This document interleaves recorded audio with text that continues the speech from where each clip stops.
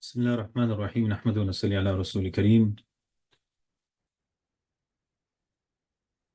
Alhamdulillah, praise Allah subhanahu wa ta'ala, ask him send peace and blessing his beloved and our beloved Sayyidina Muhammad sallallahu alayhi wa sallam. So this is session number 6. This will be a bit shorter than the rest, and we'll just continue from where we left off last week. So we were talking about the current era of fiqh, so the development and history of fiqh. So obviously printing presses, the printing press itself, and then beyond that, the availability of books, voluminous large works, fatwa works, encyclopedias, compendiums. It just became very much more readily, easily, available to everybody. It's very important for the student to be able to discern, because there's so much resource available, and on online it's even expanded even more. So you're able to get so much more resources that maybe a talib al-ilm or an alim in the past would have difficulty locating. But what can happen is people may misunderstand what a book is written for. So along with, as an advice to students of knowledge, Shaykh Amir in the Arabic of this course advised that first you should understand. So for example, you're going to look at a fiqh book. In the fiqh genre, there are sub-genres. So there might be like a book like Insaf in the Hanbali fiqh, for example.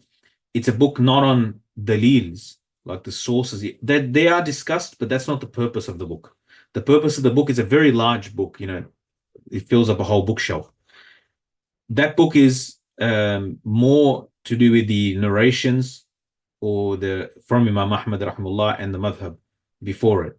So it's more the internal school narrations, right? Even though dalils are discussed, ayat and hadith maybe, but that's not the point of it. Hence, it'll be deficient in that aspect. If you want to get book on like all the narrations, then you'll have to go, or you want to get a book on comparative fiqh, then you might have to go to Al-Awsat of Munzir, right? And this is a great book. And Shaykh Amr kept on saying that this book is good for a student and this is a great book. Yeah, but it might not be great. It might be great for comparative fiqh. Insaf might be great for, in the Hanbali fiqh, for example, might be great for referencing, referencing a view in the madhab and the ins and outs of the madhab. But none of them might be good as a syllabus book, right? A class book, a textbook. So similarly in tafsir, you wouldn't start your tafsir with tafsir ibn Jarir. Another book that's very important, especially for the Hanbali as well, Wazir ibn Hubayra al-Hanbali rahimahullah, his book on where the imams, like it's comparative fiqh, but then he also concludes where are points of agreement and disagreement in issue. Another one, the Bidayat al-Mujtahid, is very well known in Saudi Arabia. They teach it is a book that is used as a syllabus book to teach comparative fiqh. And this is written by Ibn Rushd, the grandson, rahimahullah. And he, in a very beautiful way, in the most concise way, talks to you about the suburb of the differences, where the imams are different, what are the reasons of the differences, right? Al-Mughni of Ibn Qudama, this is probably the most read book by non-Hanbalis. It'll be the first thing that a non-Hanbali probably reference when we talk about the Hanbali madhab. This first stop shop for the views of the madhab. But of course, they should know that somebody asked the masala yesterday regarding the Hanbali madhab, and I had to explain to them that, and it quoting Ibn Qudama said, yeah, that's not really a fatwa book of the madhab. It is a major reference. It is a very useful book, beneficial book, and it is used in writing and developing fatwas. So, but it's not the mutakhirin, and the current scholars, they don't use that as a starting point, right? There are other, and then there's another book of comparative fiqh like Sharh Kabir of Ibn Abi Umar, rahimahullah. There are other books, genres within, sub-genres within fiqh. So like, for example, books on a hadith, like Umd al-Ahkam and its commentaries on hadith, ahkam of hadith, right? Or for example, like ayat of ahkam, ahkam al-Quran. These are books that serve fiqh, right? Even though they are talking about ayat al-Quran or hadith, but they're serving fiqh because they're talking about ahkam. And that's what fiqh is related to. In the present age, something else, a new contribution that is made to fiqh. Because we're talking about the development and the history of fiqh, right? So in the contemporary era, the last 100 years, and even much more recently than that, one of the great encyclopedias that's been created. So you're talking about a massive work, the Kuwaiti Fiqh Encyclopedia, Mawsu' al-Fiqhiyya al-Kuwaitiyya. It's not perfect. There are issues with it, but this is like basically goes and tries to get all the views of all the madahib, and in a very different structure. All the other comparative fiqh books, the classic ones, they do according to the chapters of fiqh. So you'll have like taharat and salat and so forth. Generally, a fiqh book that you can recognize with topics, and subtopics accordingly. However, this book is more written on sort of like a modern perspective, like an encyclopedia, in alphabetical order. I mean, for those who are maybe too young to remember what a Britannica was, what a encyclopedia that actually used to sit on the bookshelf, a large encyclopedia. But yeah, it's written in that style. So it's written in an alphabetical order. So you wouldn't find all the things of one topic in one volume, but they'll be scattered based on the referencing given the word that is keyword for that thing. So that's like a new development, a recent development. Secondly, the fiqh collection that's online. That's another work that's given there. You wouldn't take another madhab. You have to, as a students of knowledge, you have to be careful with these encyclopedias. Even classic books of comparative fiqh. You don't want to be deciding on a madhab from these books. And I found that even when I was studying with Hanafi muftis in Hanafi madrasa as a Hanbali, and this is the same thing with Shafi's experiences as well, and Hanafis with the others. A view is within a madhab. The other madhab adopts that view and they counter that view, even though that's not the mainstream view and the accepted martabat of that other madhab.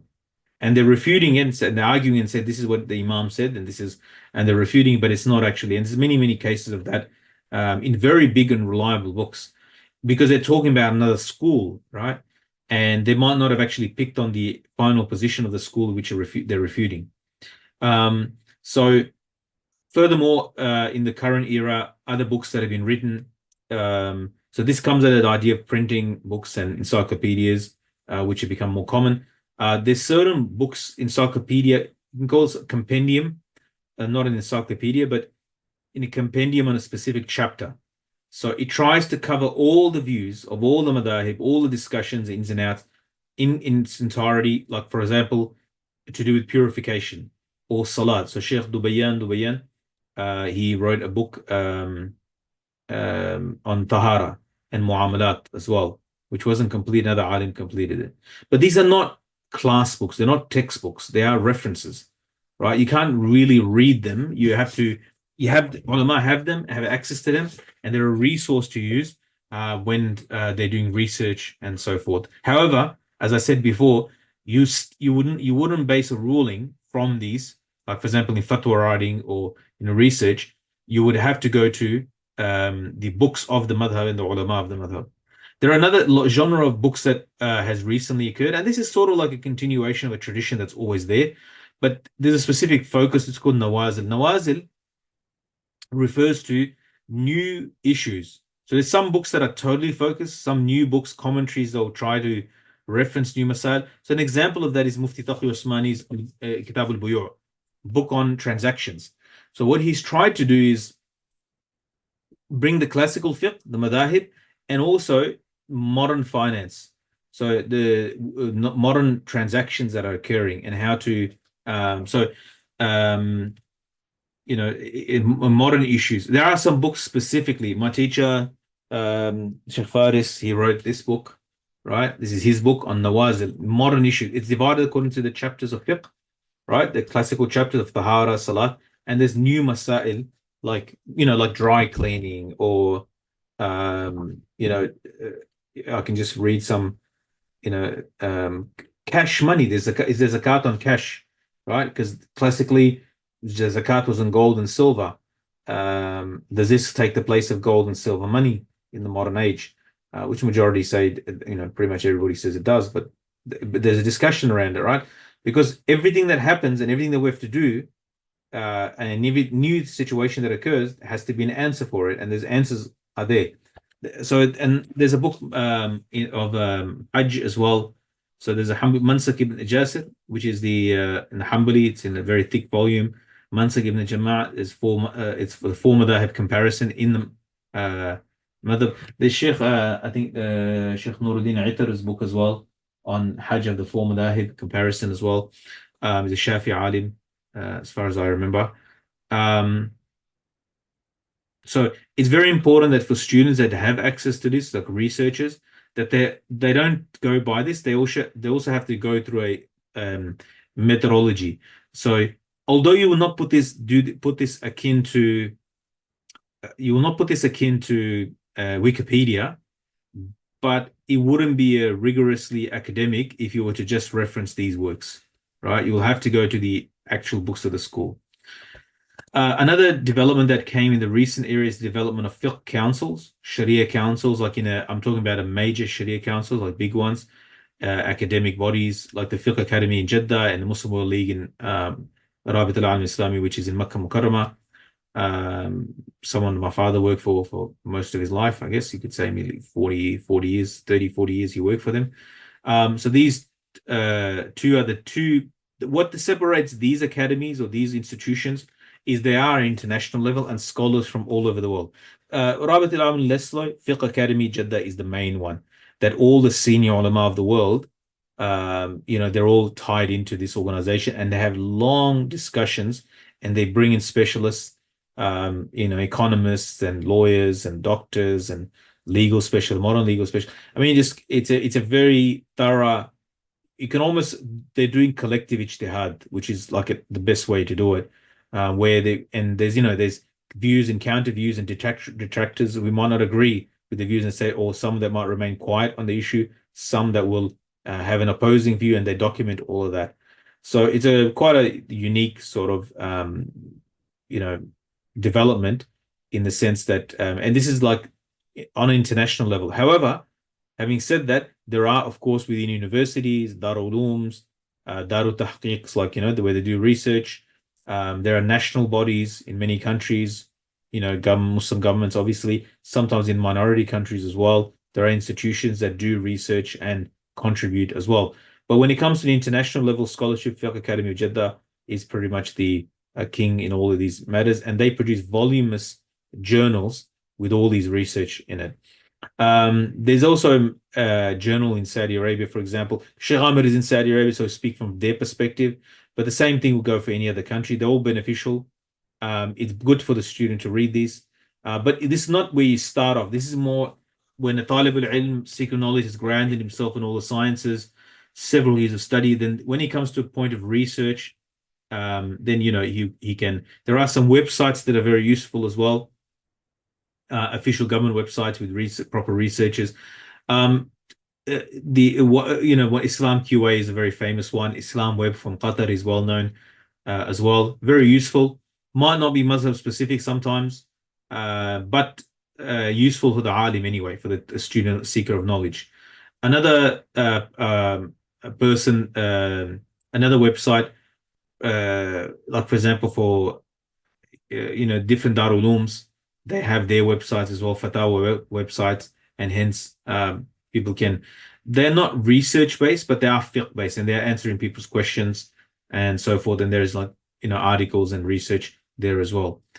The next development is the creation of fiqh journals, which I just mentioned, fiqh websites, call for reforms of usul of fiqh. We'll come back to this in a moment.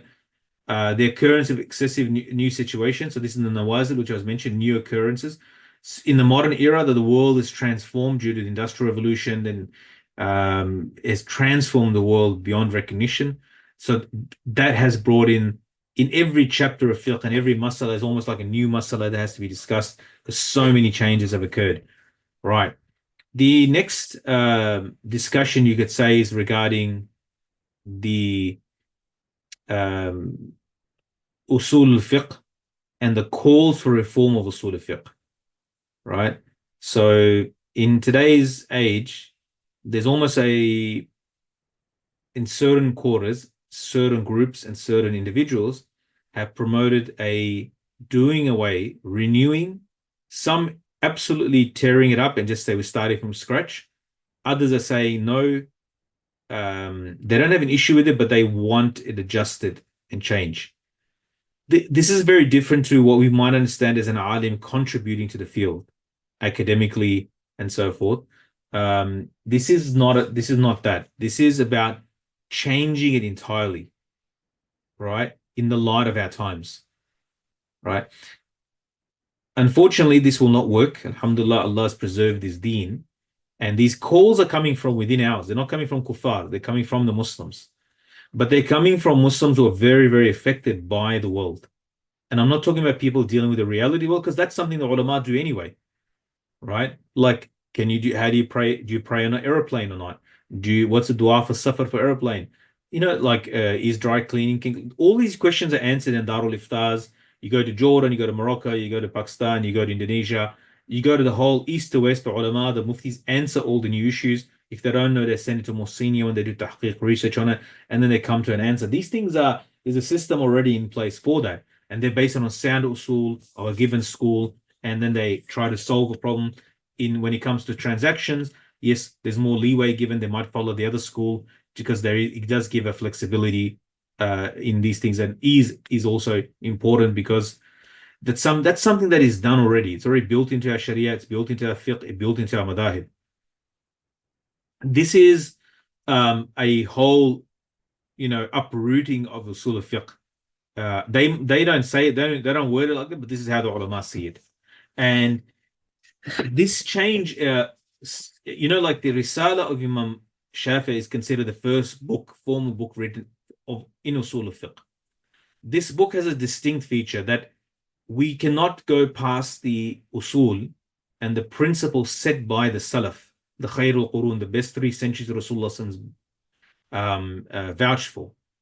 And since we cannot, so they're saying, that the fortress is the Quran and Sunnah. The fence or the outer wall is the ijma' consensus. And the door to this, the access to this is usul of fiqh, meaning Islamic legal theory that is established in the schools of in the madahib. This cannot be renewed, which they claim they're trying to do. What they're doing is that they put maslaha, the needs of the people, to make ease for them, right? So that we need to find a way out for people. But the problem is this renewal, it is rejected, rightly so, because it's seen by many ulama as this will be a destroyer of the Sharia. This is a internal plot. I mean, Shaykh Ramadan Bhuti rahmullah in his when he did PhD, it's where he talks about this, and it's specifically this topic. And he goes in further. This is an external idea that's coming to Islam to destroy the Sharia from the inside, the Deen from the inside. So not all, in regards to this renewal, not all reform calls for reform are not new. Some are outright just they're against the fall. We're not talking about new presentation, like if you put it into a PowerPoint presentation, you make things easy for the student to understand what's there. This is about a total, undoing of it. And they come under different names like liberalism, rationalism, enlightenment. This is like Islamic enlightenment and so forth.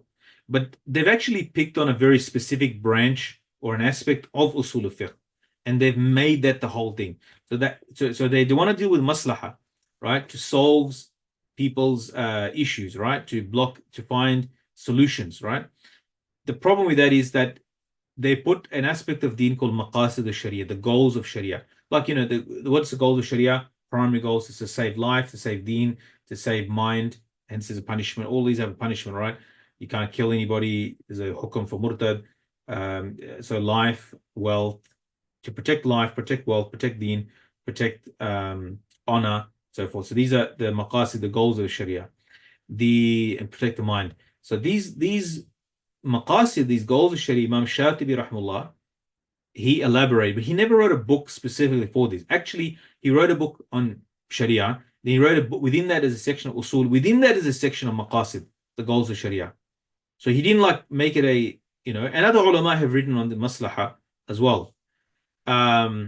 But the problem is that what the maqasidis, if you can call them that, what they've done is they've separated the teacher to beginners, then make it the sole method of ijtihad, right?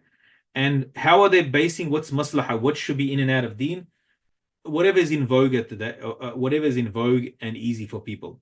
So even though there's a reference, for example, you cannot touch a non-mahram woman with your hand, as an example. They said no, it'll upset her feelings, and then for it be permissible to shake her hands. So like this, it's like it really is a very bold and a move. I'm not talking bold in the sense of like praiseworthy. It's a very, very shocking sort of like a move to make on the understandings of the reference of Sharia. His book, Imam Shatibi's book, Muwafaqat, he mentioned that for ijtihad, two things are required: the Arabic language and the maqasid of Sharia. Yeah, but when he's talking maqasid Sharia, like he's not talking in a very superficial way. He's talking about in sitting within comfortably within usul al-fiqh, right?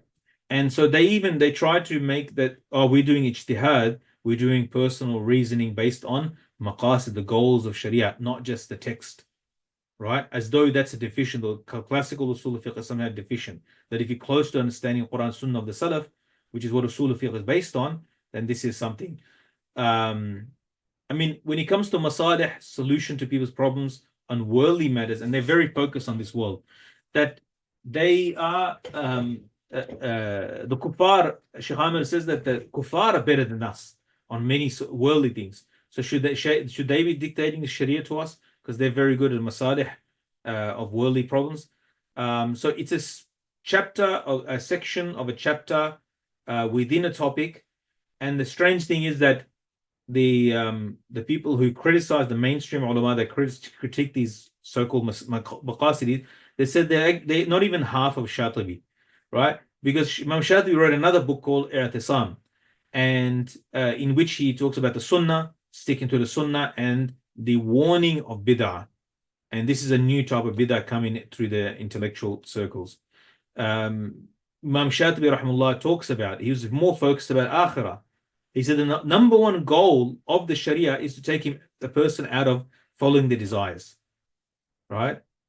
And he said that whoever that you follow other than the understanding of the Salaf, the early Muslims, then this is absolute misguidance.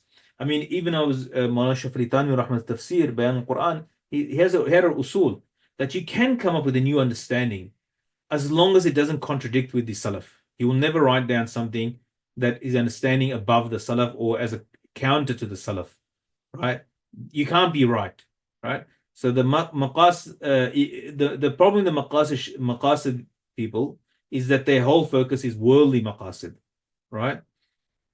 They'll say claims like the holiness of the text, like the text of Quran Sunnah, we consider it holy, but freedom of the mind, right? These are slogans, they're slogans. Imam Shatibi himself said, no one's allowed to look into my book of usul or furu'a until he is actually very firm in fiqh and usul, right? So we should study maqasid sharia, but it's at a different level in your studies. It's more closer to when you get to the research phase, and you're very well grounded in usul and qawaid and so forth. Also, Imam Shatibi himself, who's used as the poster child for this, he's used as a poster for this movement.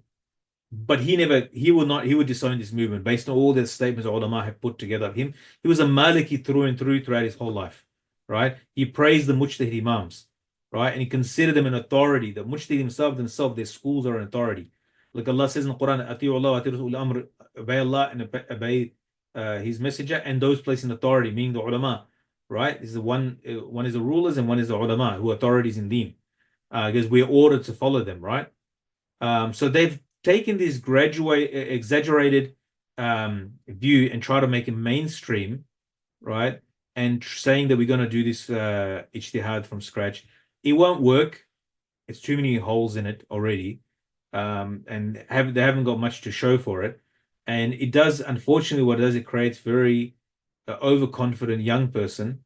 I've seen it with my own eyes personally, where they basically are ready to ijtihad when they're like 21, 22. They do a bachelor's in Sharia. If they have the unfortunate condition of studying under such teachers, then they end up already starting and critiquing, attacking, and criticizing, contradicting the Salaf, and that's a shame for them, unfortunately. The Just to briefly, next week, inshallah, we're going to go through like historical sort of. I'm not going to go through this. They're going to go through this slide next week, inshallah, ta'ala, but just briefly, uh, traditions within fiqh school, like broader traditions. So you got Ahl Hadith or the traditionalists. You got Ahlul Rai, the rationalist, or principalists, right? Depends how you translate, I guess. The Zahiriya or the literalists, right? And the features of each of these, and then of course the Aqliya or the modern followers of personal opinion, if you can put it that way. Um, they cover in many layers of the first three are legitimate schools of the Ahlul Sunnah historically. The last one is a school, but it's discredited. And it's basically due to colonialism, due to inferiority complex, due to not having a deep understanding of the Sharia itself, a view is formed based on when you disregard the Salaf and a 1300-year tradition before that, because it only occurred in the last 100 years, then you'll end up with something, but it's not every, remember this rule always, not every effort is accepted by Allah subhanahu wa ta'ala. That effort that resembles the effort of Sahaba radiallahu anhum and Tabi'een, Tabi'een, the Khairul Qurun, Allah has given qabul to, and that will remain. And if you try to contradict them and try to think, that's why I mentioned Mawlana Shaykh al-Litani rahmatullah saying that in tafsir, you can explore the wonders of the Quran will come out on the ulama that spend their time on the Quran. But at the same time, the idea that they contradict the Salaf and all the Salaf totally go against them, that's unacceptable. May Allah subhanahu wa ta'ala give us understanding to say on the proper understanding of deen through and through, inshallah, in all our affairs. Barakallahu feekum. Assalamu alaikum wa rahmatullahi wa barakatuh.